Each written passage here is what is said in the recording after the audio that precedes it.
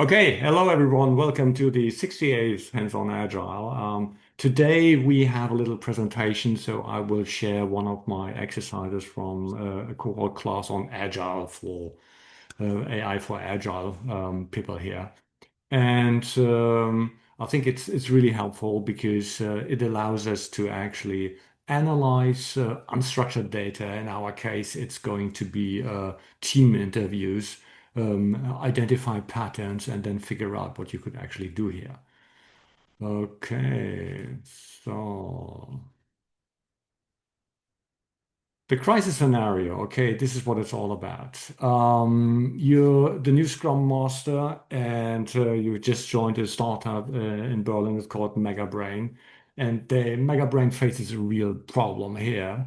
So the upcoming Series B funding really depends on the next release, and they're running out of time actually delivering on this because technical debt is accumulating fast, and there are team burnout signals all over the place, and you have a stack of interview transcripts on your desk, and basically very little time for manual analysis.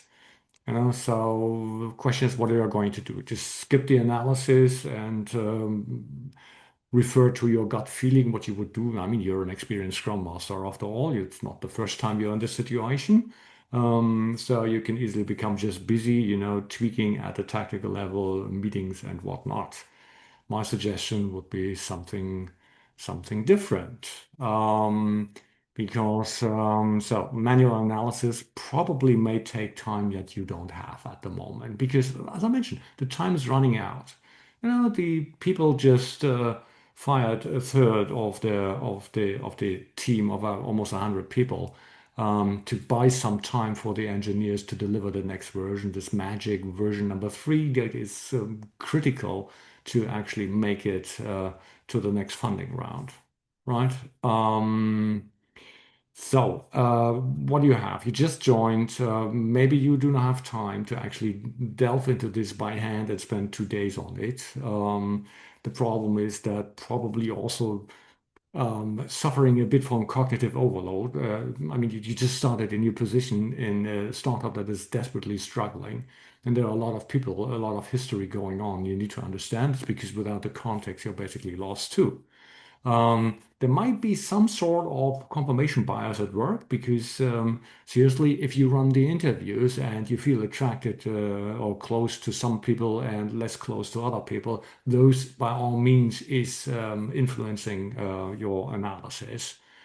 And maybe you will have to um, face this idea that if you decide here wrong because you have just limited time available, if you make the wrong diagnosis, it will end up with the wrong coaching approach, and this could be very expensive for everyone involved. Now, what's the offer of generative AI in this situation? So, first of all, pattern recognition across all the data. This is what these systems are really, really good at. You throw data at them, and they can analyze the data and figure out patterns. And as you will see when we have a look at the prompt for the analysis, this is exactly what we're triggering and what we're building upon. They might also be able to identify emotional undertones that we may not be aware of, because we're cognitive overload, a lot of new stuff that we have to think about. They can easily identify contradictions between two people, for example. It's evidence-based observations because we can always ask for, okay, where's the quote? And please point me to the quote in one of the interviews. It's significantly easier to do it that way. And they do so in very little time. So the goal that we are pursuing here as a coach, as a Scrum Master, is um, augment our coaching abilities. But the final judgment, of course, is always ours. We're not seeking to replace judgment and outsource the judgment to a machine. This is not what we're after. So let's have a look at the key capabilities of our beloved systems, pattern recognition. So what we can identify, for example, are common pain points across different roles, because we're not talking to our teammates, we're also talking to the stakeholders, like the leadership level, etc. pp. Contradictions. So there's a reality um, at the shop floor, so to speak, and then there's the leadership. And as we all know from real life, it does not mean that those two go hand in hand. You know, there might be differences, and the LLMs are good at actually pointing at them. Hidden assumptions may causing misalignment. This is always the case because you can't avoid assumptions that we are making. And we also make assumptions when we analyze stuff, and this may lead us astray and in the wrong direction. That's the classic issue that we have. And process bottlenecks mentioned repeatedly. So we also like to understand, okay, at the tactical process level, okay, what is going wrong here? You know, it's not just about how everyone feels. It's also about very practical issues here. So AI understands context, not just keywords.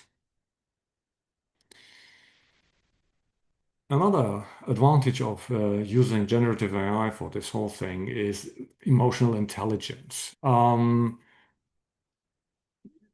Think about our model as a very patient, very skilled, well-traveled companion that we have at our disposal. And if we prompt it, if we instruct it right, if we provide the right context, it will be tremendously helpful. For example, regarding burnout signals, because it has consumed a lot of literature on psychology, etc., pp, and it's significantly better suited to deal with that than we are, right? Um, it's also capable of dealing with something like enthusiasm. You know, with some people get excited about certain things. You probably will find this more on the leadership side, than on the team side, because we know already there are burnout signals at the team level. So they're probably not that much excited about this. Um, how is uncertainty expressed about priorities? Where are people frustrated? So classic issues. And the ideal combination that we probably have is that we have human needs on the one side and process issues on the other side, and we can link these two together. So that's really helpful. Three, contradiction analysis. So high leverage intervention points. This is what models really excel at. So figuring out, okay, what are leadership expectations? Of course, the top priority is create versions 3 in time so we can deliver and close the funding round with the new investor. That's topping everything else. And then we have the reality at the shop floor, team capacity. How are we continuing? I mean, as we mentioned before, so burnout signals, probably people are looking for new jobs, etc. pp. So, what are conflicting priority interpretations? It's a classic issue. Just because we say, okay, this is our priority, it doesn't mean that we all have the same understanding and interpretation of that one. So our models can surface differences in those too. Stated values, where there's described behaviors. We have this old saying, culture is what happens when you're not looking, right? And this is one way of actually addressing it. Um, what are our stated values as Mega Brain IO, and how are we currently following those? Right? Do we skip everything of that because an all hands to deck situation? What are we doing here? And are there probably incompatible success definitions? Because those cause frictions, those cause irritations, and then this is really not helpful in the current situation. So contradictions from a coaching perspective, this is gold, right? Because this is exactly what you might tackle first. So beyond time saving, real benefit, it reduces our cognitive load, you know. So we're already overwhelmed. We're new to the job. A lot of people believe that we might be essential to actually help the teams make the deadline. And a lot depends on that. No funding round, stock options. Will everyone have a job in 3 months from now? So there's a lot of things going on here, and a lot of those expectations will be projected on us, which causes significant cognitive load all the time. And if we have a model that helps us with those, certainly a good idea, right? Comprehensive coverage.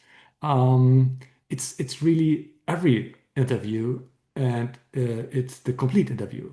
It's not just a paragraph or two that we keep in mind, because we remember the interview. No, it's all the things, right? No insight will be left behind. And bias reduction.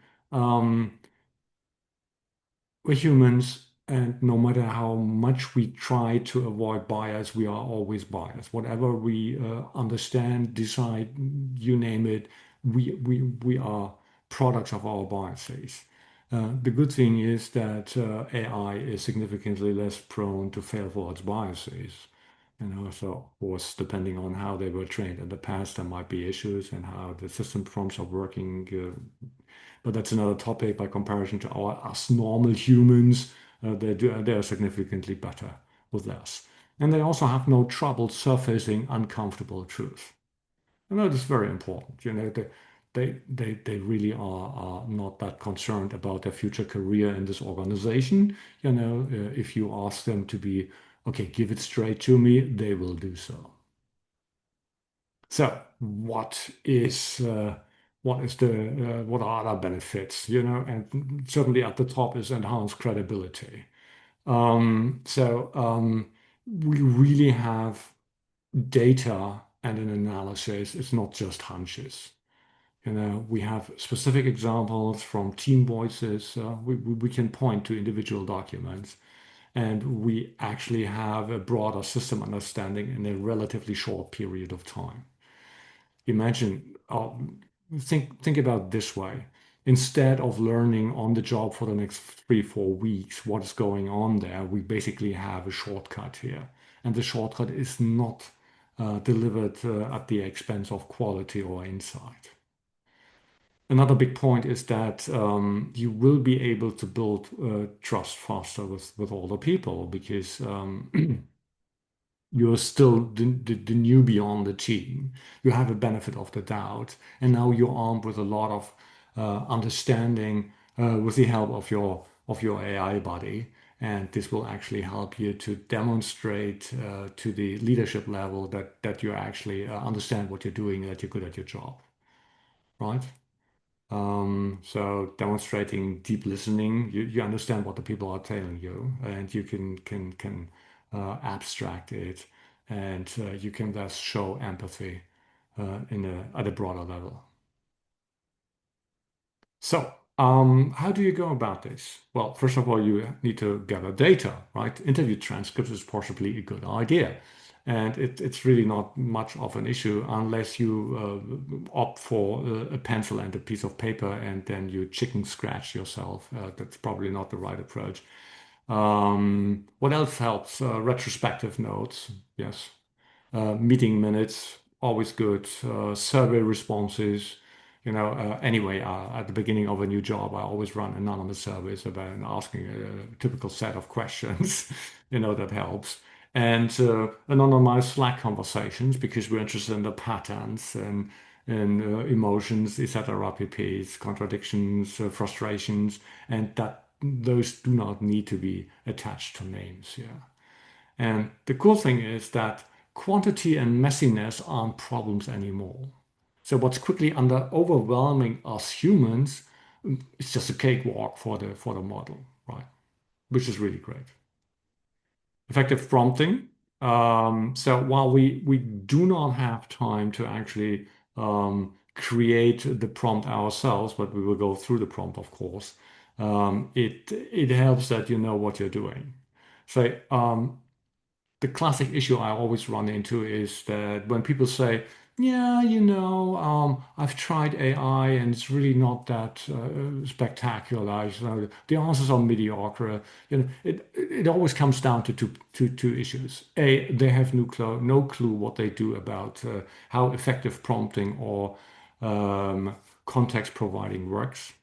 And secondly, they're always using uncustomized free versions, which of course does not work, right? So you, by all means, you need to spend a bit of money on to make this work, and you need to invest time to actually understand what is going on here. If you're interested, there is something like the Agile Prompt Engineering Framework as a part of the artifacts from the cohort class.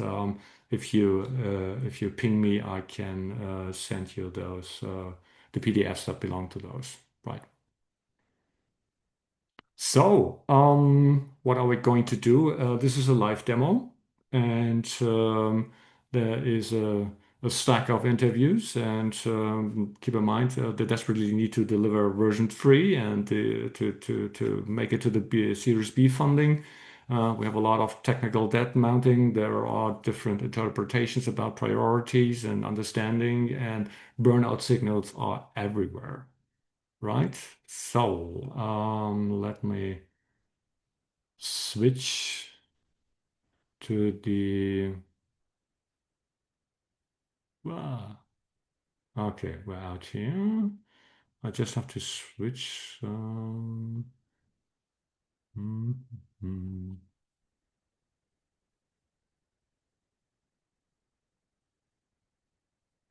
Okay, so. Oh, my goodness, Wolpers, what are you doing? It's not so easy. Well, yeah, okay. There we go. So, can you see the prompt window here? Yes. Uh, by the way, what's really handy when you do this, that you use a text, something like text expander on Macintosh or something like that, so that you can actually be a bit more faster about this. So this is our prompt.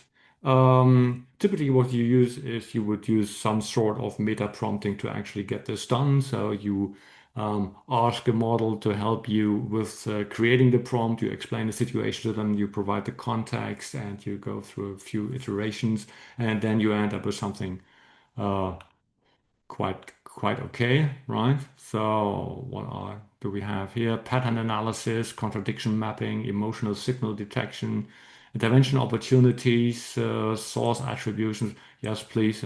What we mentioned before, now we have data, so please refer to the data that we want. Okay, so, and by the way, all of this is part of the prompting framework, if you're interested in that. So I still like the idea that you assign a role, expert agile coach, deep experience in team dynamics, yada, yada, yada. Identifying systemic patterns, that always helps. The task, okay, analyze the attached team interviews to provide a comprehensive coaching assessment that reveals hidden dynamics. Context, this is MegaBrain IO. So we have here a brief context. Could also be that you upload, for example, a different file for that purpose, just to provide more context if that is necessary. And then we actually come down to our analytics framework. So now we're going back to the 5 main issues up here. So what do we have? Systemic patterns. Identify recurrent themes across multiple interviews. What problems appear in 3+ interviews? Huh? Process breakdowns, underlying assumptions, contradiction mapping, surface conflicting perspectives that reveal misalignment. Where do leadership expectations conflict with team reality? As I mentioned before, there's this lofty idea at the leadership level, yeah, of course we will make it, no problem. Yeah, it's a bit choppy water now, but it'll be all fine. And then you have the people at the shop floor who actually try to make this work. It's something different, right? Emotional intelligence analysis, detect team health indicators through pattern languages, burnout signals, recognize enthusiasm, hope, or resilience, psychological safety, what is going on, are people now shutting up? Company survival assessments, based on the interview evidence, evaluate, okay, will they make it? right? Can they deliver 3.0 in the remaining time? What are critical blockers? What about people who might be leaving? I don't know whether you have ever worked in this critical situation of okay, we're not quite sure that we will make it to the other side, you know. The problem is that it's always the good people who leave first, you know. So it's really crazy. So you need to be aware of that, and of course, technical debt. How do we deal with that?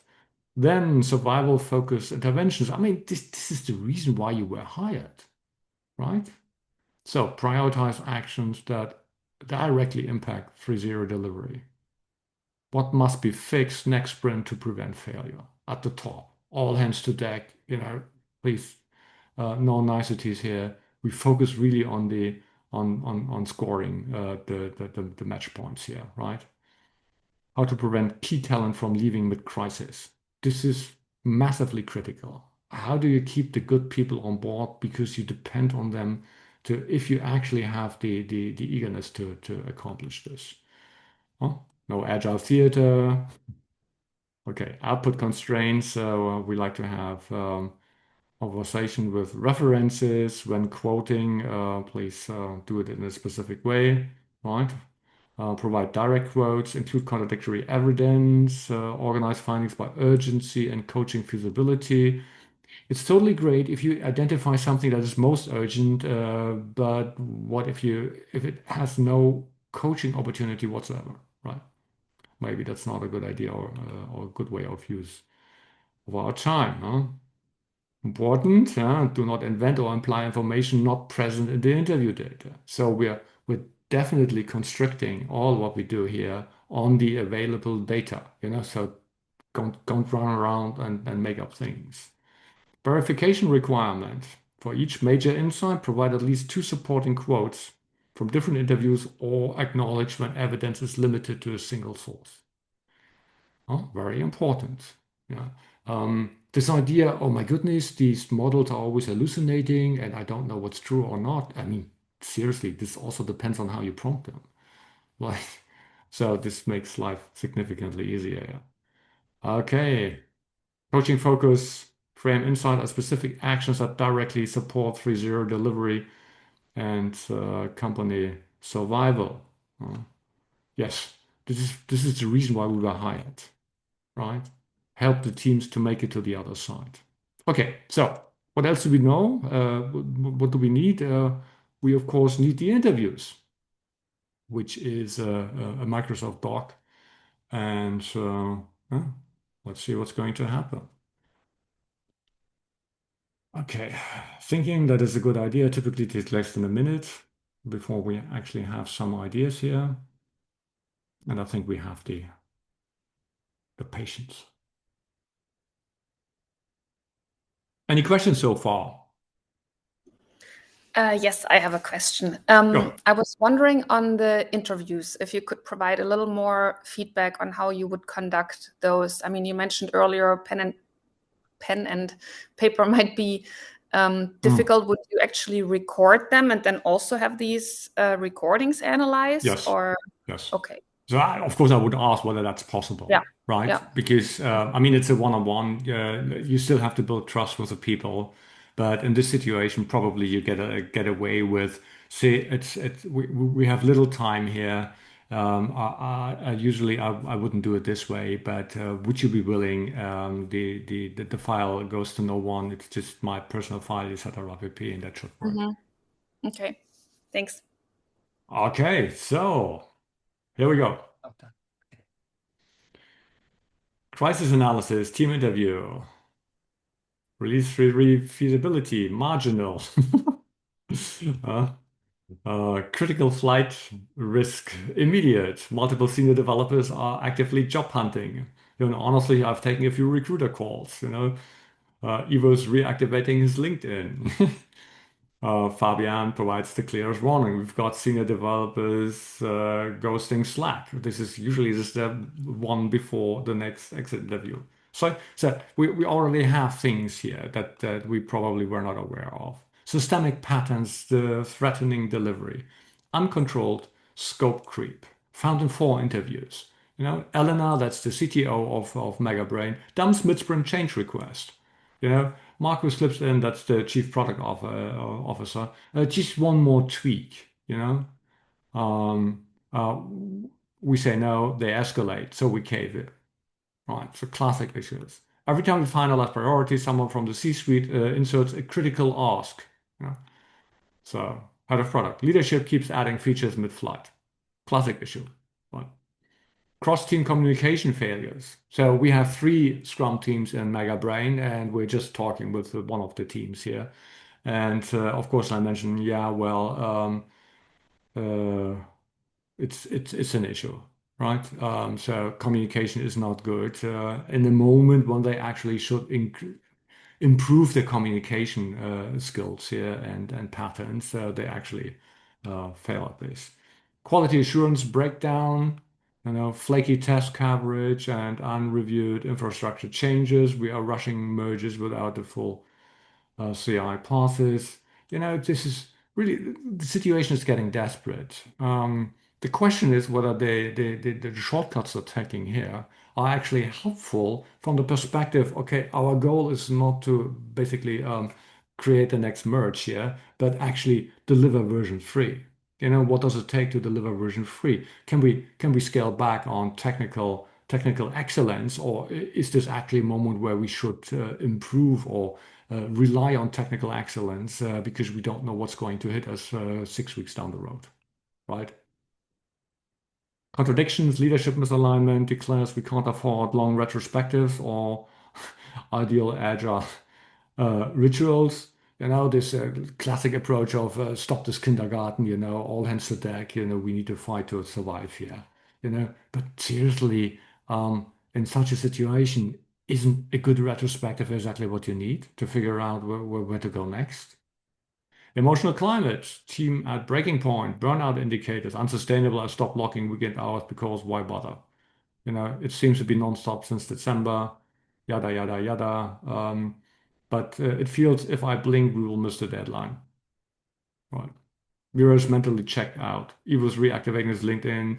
Elena L, that's one of the junior developers, is scared to speak in planning. Nobody trusts priorities anymore. Elena, junior developer, I'm scared to ask so many questions sometimes, and I feel like a liability sometimes. Not a good idea, right? Survival focus interventions, ranked by impact. Establish executive scope lockdown, to freeze all new scope additions. Okay, we need to stop this, otherwise we're not gonna make it. Period. Right. Improve cross-team communication by introducing a communication protocol. So this is very unagile. Actually it should be different, right? But my goodness, it's hard times, and probably where the ceiling is low, even the wise man takes a humble stance, right? Okay, now get it done. High priority, retain critical talent. Direct conversations with Ivo about retention. Okay, Ivo, what can we do to keep you on board? Is it money, stock options, you name it? And what do we have to do to ensure that you help us make it through to the other end? Stabilize quality assurance. Okay. Uh, ensure that Jan, the QA engineer, is actually part of whatever uh, the MB1 team is doing actually. Right. Medium priority post-crisis stabilization. Huh? So it's distinguishing between, okay, what are the things that you need to do first, and then after that, what could you do else? Bottom line assessment. Can deliver 3.0, but only with immediate executive behavior change. Technical foundation exists.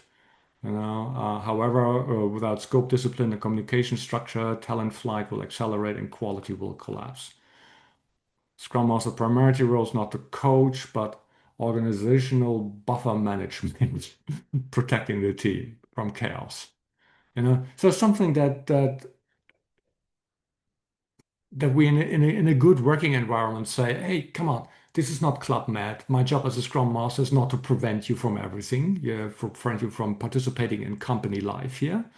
right? But this might be a moment where we actually come back to, we shield the team to actually help them be successful. Okay, so good. What else do we have? Which is the most urgent based on the emotional tone. Okay, of course, we would come up with a few additional questions and ask, okay, is this, what are you doing here? Are you really satisfied with what you do here? Stefan, just before you start on going on, that emotional contradiction detection, you said a couple of times that goes by language patterns. Are there any tools who can detect emotional contradictions about voice tone or mimic? I don't know. Okay, thanks. Probably there will be a moment when the models can analyze video as well. Mm. So that But I not wouldn't be yet. surprised. No. Okay. Mm. So text is easy. Um, Voice, maybe voice would be a next step, but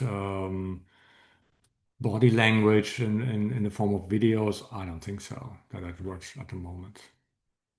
Okay, so more based on emotional tone analysis, so different perspective, different analysis. So Elena is really on the edge. You can sell this by all means. Mira is also probably all in a very critical state. And of course, Ivo, he's actually, as we as we heard this before, he's actually looking for a new job, right? And Tomasz, yeah, well, senior backend developer, he absolutely belongs to those people who you should stay on board if you want to make it. Well, so, and here's the analysis, psychological safety collapse. This is really not good. Fear-based paralysis, existential disengagement, who cares, active exit planning, protective cynicism, so really problematic.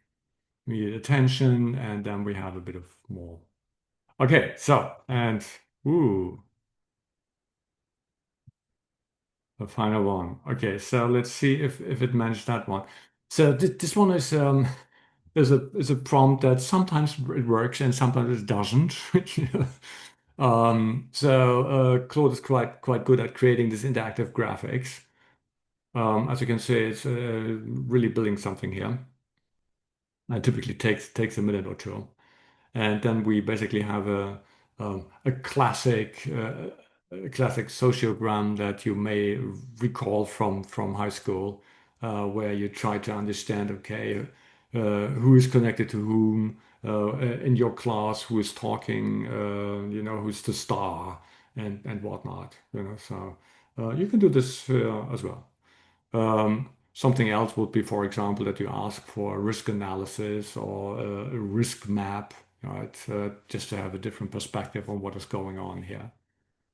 And so I find this quite interesting because you can actually use this to help your superiors, help the leadership, but also help the team understand what is going on and what the outcome of your interviews actually is.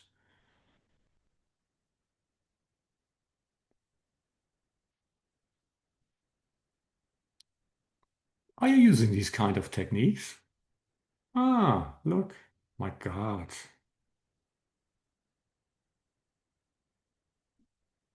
Ah, created a conflict map. That is nice. Communication flow. Okay, so junior developer, that's the QA. Senior front end, team MB2, state stress level unknown, that's Thomas. Okay, I'm not really thrilled about this one. You could probably invest a bit more time here in the sense of, okay, please integrate the leadership level and whatnot. But I think you have an understanding what is actually going on here and how they do this. And this, by the way, is not interactive. Okay, it's always doing this in a different way. So sometimes you get the complete Python package interactive and whatnot, which is not bad. Okay, go. Let's go back to our slides to wrap this up. Okay.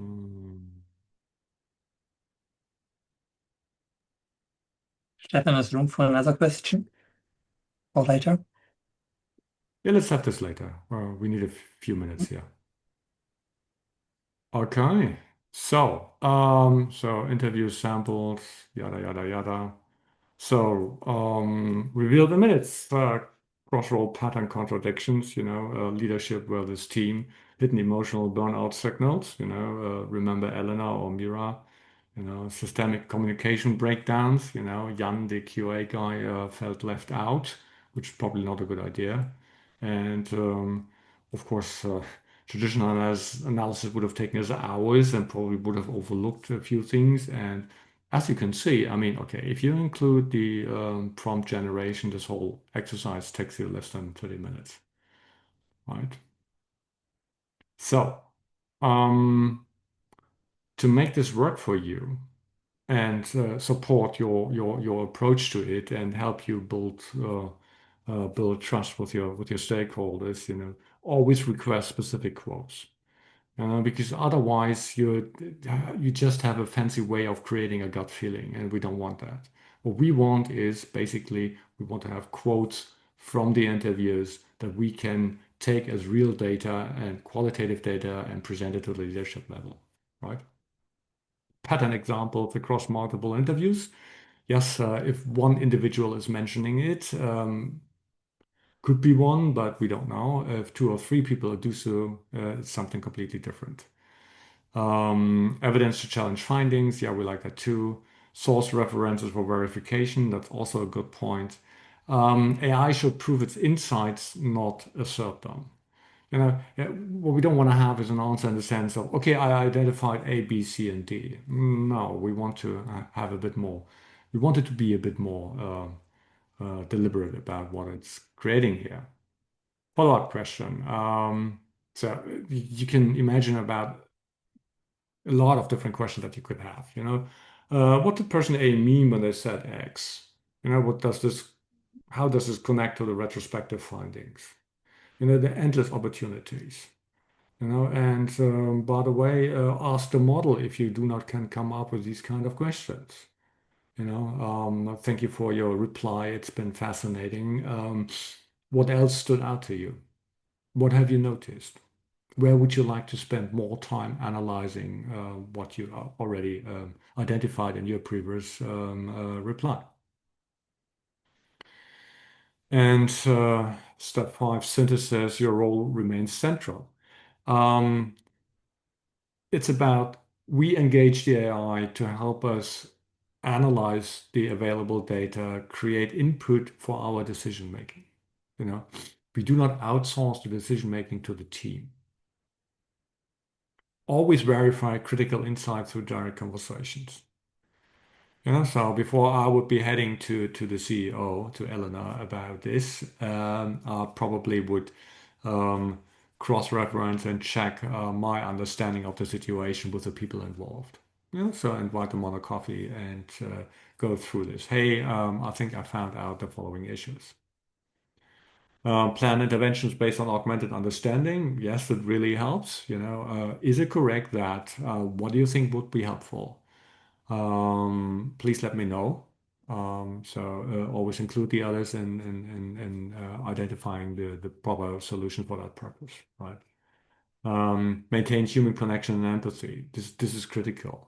So never introduce anyone to okay, Claude said that you suck. Well, it's not going to work. Because the job of the AI is to amplify your expertise, but not replace it. Non-negotiables. You need to have explicit consent for the interview data use. So I would actually start the interviews with, "Hey, I'm collecting data here, and I plan to use it in my special private GPT to analyze what's going on here. Do you agree?" And if someone says no, you can't take the data. period. You should be compliant with the organizational standards. This could be a challenge in larger organizations that have a strong governance compliance body. Please ask before you do this, right? And think about privacy protection. And so in our case, for demonstration purposes, we left the names in there, but you probably don't want to do this. You could, for example, see developer A and developer B. And anonymization helps in that prospect. And be transparent about the process with your teammates. Well, trust is your most valuable asset, and you don't want to waste it on these little things. Okay, limitations, blind spots. There might be cultural nuances and context that the AI is missing. It really depends on the on the organization that you have at hand that you're facing here to actually get a better hold of this, and this could be an issue. If a lot of specialized technical terminology is used, the AI may not understand what this is about. In that case, please provide a glossar in advance so it understands what kind of terms of technology are used here. Very subtle interpersonal dynamics are probably not understood. And nonverbal communication clues. This series, it doesn't work this way. I don't know of a single system that actually is analyzing videos, for example, and has a good understanding of body language, right? So bottom line, always verify insights through human interaction.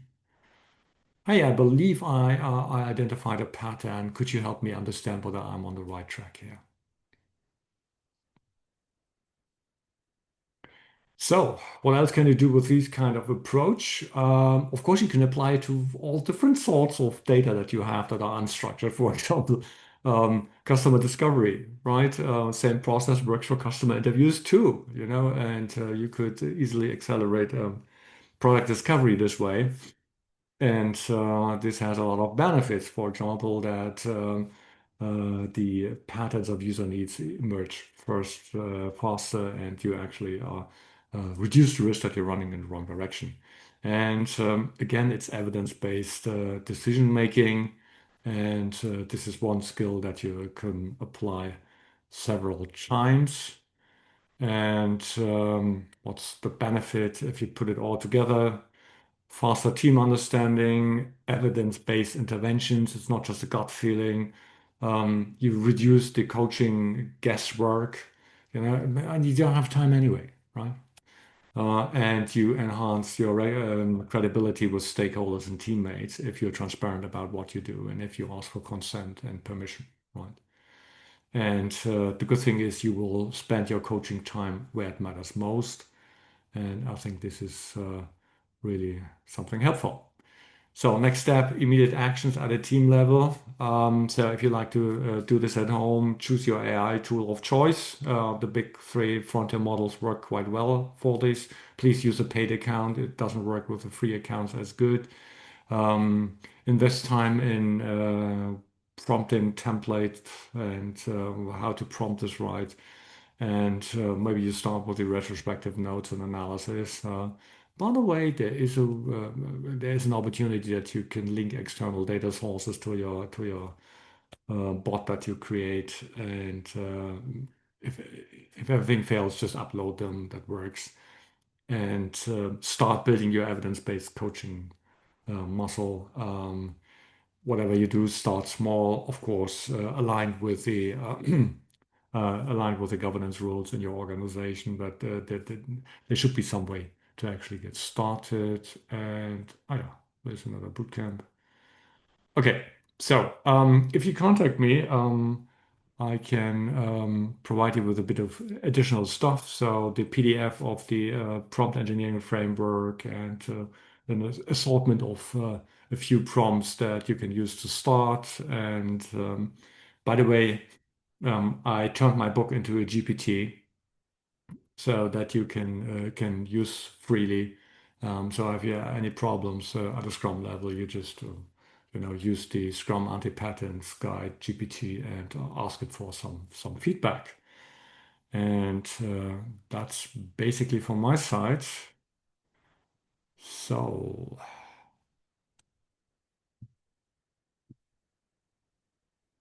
okay. That was my introduction in how to analyze unstructured team data, basically with the help of a large language model that you prompt correctly. And I hope that it provided some new insights to you and that it might help you to do some of the stuff on your own. Good. Any questions? And I will stop, by the way, the recording now.